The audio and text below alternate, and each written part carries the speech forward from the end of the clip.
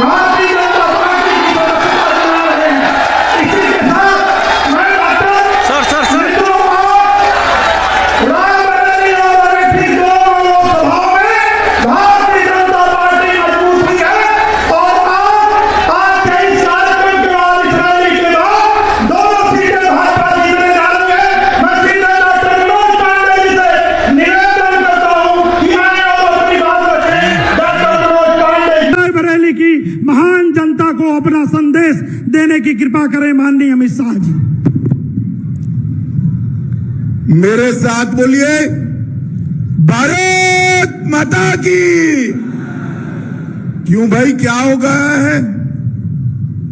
ऊंचाहार रायबरेली अमेठी वालों की आवाज को, मोदी जी को फिर से प्रधानमंत्री बनाना है या नहीं बनाना है? जोर से बोलो, बनाना है या नहीं बनाना है? अरे 400 पार करना है या नहीं करना है? रायबरेली अमेठी में कमल खिलाना है या नहीं खिलाना है? तो ऐसी आवाज नहीं चलेगी।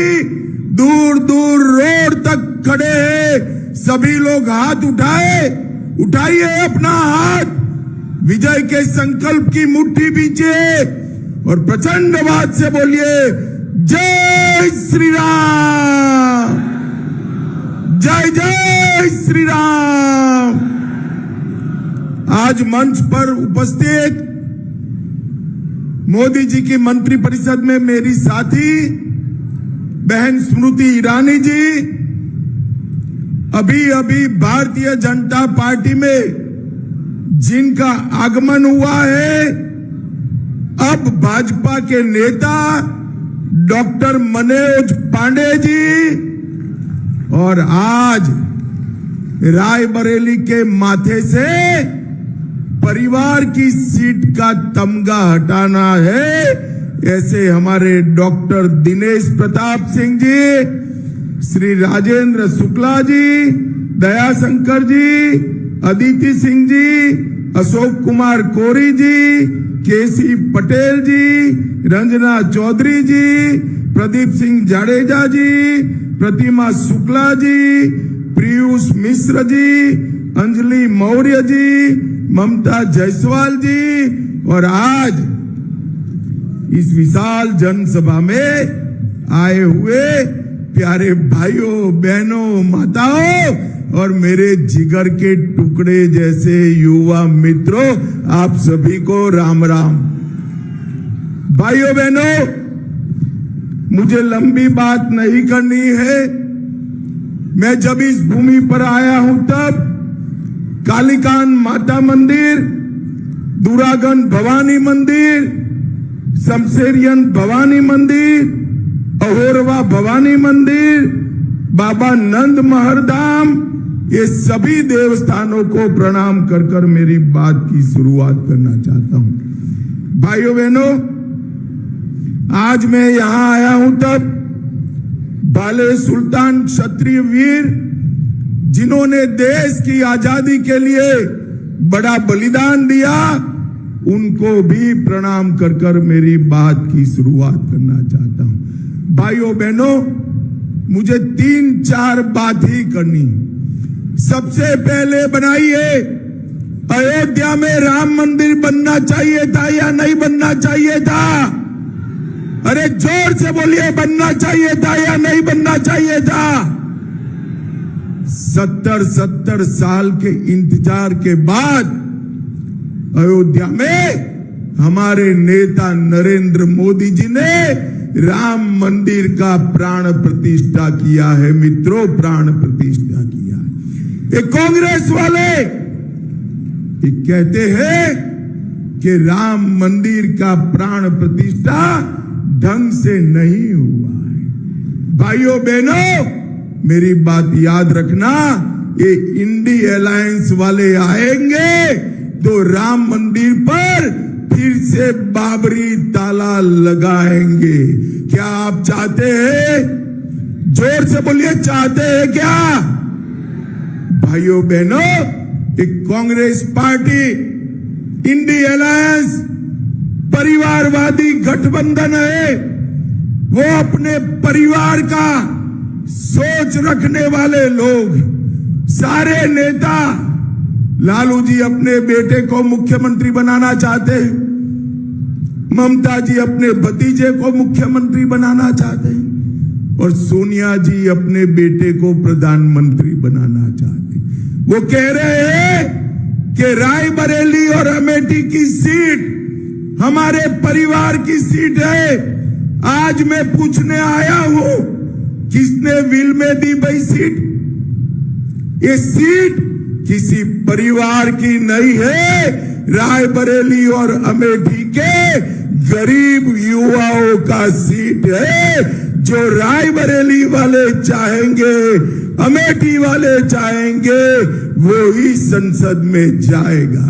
मुझे बताओ आप लोग, आप इस बात से सहमत हो कि आपकी सीट परिवार की सीट है? ये लोकतंत्र है। परिवार का कोई सीट नहीं होता। जो संकट में साथ रहता है, जो विकास करता है, वो ही सीट पर जीत कर आता है। और आज पूरे देश का मीडिया कह रहा है, मैं डंके की चोट पर कह रहा हूं, अमेठी में स्मृति बहन जीती थी, रायबरेली में दिनेश प्रताप जीतकर दोनों सीटें मोदी जी की झोली में जाने वाली है। भाइयों बहनों, मुझे बताओ, ये कश्मीर जो है हमारा है या नहीं है? जरा जोर से बोलो, है या नहीं है? ये कांग्रेस पार्टी सालों से धारा 370 को संभाल कर बैठी थी। मोदी जी ने 5 अगस्त 2019 को धारा 370 को समाप्त कर दिया। अभी कांग्रेस पार्टी कहती है कि हम धारा 370 को वापिस लाएंगे। भाइयों बहनों, मोदी जी ने इस देश से आतंकवाद को समाप्त किया है। सर्जिकल स्ट्राइक और एयर स्ट्राइक कर पाकिस्तान के घर में घुसकर आतंकवादियों का सफाया करने का काम नरेंद्र मोदी जी ने किया है। और ये कांग्रेसी कहते हैं, मणिशंकर अय्यर और फारूक अब्दुल्ला कहते हैं, पाक ऑक्यूपाई कश्मीर की बात न करो, पाकिस्तान के पास एटम बम है। अरे कांग्रेसियों, किसको डराते हो? 130 करोड़ का देश है, जिसका प्रधानमंत्री 56 इंच के सीने वाला नरेंद्र मोदी है। नरेंद्र मोदी। मैं आज इस भूमि से राहुल बाबा को कहकर जाता हूं, राहुल बाबा, आपको डरना है तो डरिए। पाक ऑक्यूपाई कश्मीर भारत का है, रहेगा और हम इसको वापिस लेकर रहेंगे। इसमें कोई बदलाव नहीं। भाइयों बहनों, ये जमघट किस प्रकार का जमघट? एक और नरेंद्र मोदी है, जिन पर 23 साल तक मुख्यमंत्री प्रधानमंत्री रहते हुए एक चार आने का भी आरोप नहीं हुआ। और दूसरी ओर एक कांग्रेस के राहुल बाबा के नेतृत्व में इंडी अलायंस है, जिसने 12 लाख करोड़ के घपले, घोटाले, भ्रष्टाचार किए। इनके नेताओं के घर से 350 करोड़ रुपया मिला। भाई, ये पूरी सभा में किसी ने 350 करोड़ रुपए एक साथ देखा है क्या? जरा जोर से बोलो, देखा है क्या? भाइयों बहनों, इन लोगों ने देश को लूटने का काम किया है और अब ये विरोध कर रहे हैं। मैं अभी भी कहकर जाता हूं, राहुल बाबा, कान खोल कर सुन लो। जिन जिन लोगों ने भ्रष्टाचार किया है, सबको जेल की सलाखों के पीछे डालने का काम नरेंद्र मोदी सरकार करने वाली है। भाइयों बहनों, यूपी का विकास नरेंद्र मोदी जी के नेतृत्व में हुआ है। ढेर सारे काम मोदी जी ने उत्तर प्रदेश के अंदर किए हैं। मैं आज बताना चाहता हूं 14 एक्सप्रेसवे 7,000 किलोमीटर की जगह 12,000 किलोमीटर का highway, Shri Ram Mandir, Kashi Vishwanath corridor, metro rail, medical कॉलेजों का जाला, मोबाइल मैन्युफैक्चरिंग में हमारा योगदान 60%, film city, toy park, handicraft park, logistic hub विकसित, mega food park, trans Ganga city, Gorakhpur में प्लास्टिक का पार्क। भाइयों बहनों, ये जो परिवार की सीट कहते हैं, उनकी कॉन्स्टिट्यूएंसी में 2018 में स्मृति बेन के साथ कलेक्टर ऑफिस 70 साल से नहीं था, 70 साल से कलेक्टर ऑफिस नहीं था। 2018 में कलेक्टर ऑफिस की नींव डालने का काम योगी आदित्यनाथ की सरकार ने किया। भाइयों बहनों, ऊपर मोदी जी है और नीचे योगी जी ने पूरे उत्तर प्रदेश से गुंडों को चुन चुन कर साफ करने का काम योगी आदित्यनाथ ने किया है। भाइयों बहनों, अमेठी और रायबरेली सालों से गांधी परिवार को अपना नेता मानते रहे, मगर उन्होंने कभी इनको अपना नहीं माना। अभी मनोज पांडे जी कह रहे थे, मैं योग लगा रहा था, कम से कम 600 लोग अलग अलग दुर्घटना में मारे गए, मगर सोनिया जी मिलने नहीं आई। भाइयों बहनों, जनप्रतिनिधि ऐसा चुनिए। स्मृति बेन मुंबई से आई, बड़ी कलाकार है। जब मैं उनके प्रचार में 14 में आया, तब लगता है यहां स्मृति बेन क्या करेगी। उन्होंने कहा, अमित भाई मैं यहां बंगला लूंगी, घर बनाऊंगी और इस घर में रहूंगी। आज स्मृति ईरानी गौरीगंज में घर भी बनाई है और मतदार भी वहां से। ये दिनेश प्रताप सिंह 24 घंटा 365 दिन जनता के बीच में रहने वाला प्रत्याशी मोदी जी ने आपको दिया है। मैं आपको कहकर जाता हूं, गारंटी लेकर जाता हूं, दिनेश प्रताप को चुनकर दीजिए। आपके अच्छे बुरे मौके पर अगर दिनेश प्रताप नाग नहीं दिखते हैं तो ये मेरी जिम्मेदारी है, आप उनको चुन कर दीजिए। भाइयों बहनों, देश आगे बढ़ा है। मोदी जी ने ये 10 साल में यूपी के विकास के लिए 18,55,000 करोड़ रुपया भेजने का काम किया है। राहुल बाबा, जरा हिसाब लेकर आना। सोनिया मनमोहन सरकार थी तो उत्तर प्रदेश को क्या दिया? उन्होंने सिर्फ 4 लाख करोड़ दिया था।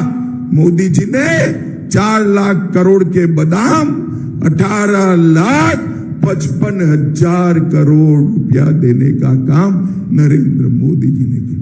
भाइयों बहनों, अब हम लोग कहते हैं 400 पार, 400 पार, मगर ये 2 सीट ऐसी है ना, ये 2 सीट पर कमल खिला दो तो 400 पार यहां से ही हो जाएगा और कहीं जाने की जरूरत नहीं है। मुझे बताओ, रायबरेली और अमेठी में कमल खिलाओगे क्या? जरा जोर से बोलो, खिलाओगे क्या? हमारे दोनों प्रत्याशी आगे आ जाइए, स्मृति बेन और दिनेश जी। स्मृति बेन और दिनेश जी को जिताओगे क्या? आज मनोज पांडे जी हमारे साथ आए। मनोज जी आगे आइए। मनोज जी ने सनातन का साथ देने के लिए भारतीय जनता पार्टी ज्वाइन की है और मैं आज यहां कहकर जाता हूं, मनोज जी, स्मृति बेन और दिनेश प्रताप सिंह, आपकी दोनों सीटों से परिवार की सीटों का तमगा समाप्त कर यहां विकास की गंगा लाने का काम करेंगे।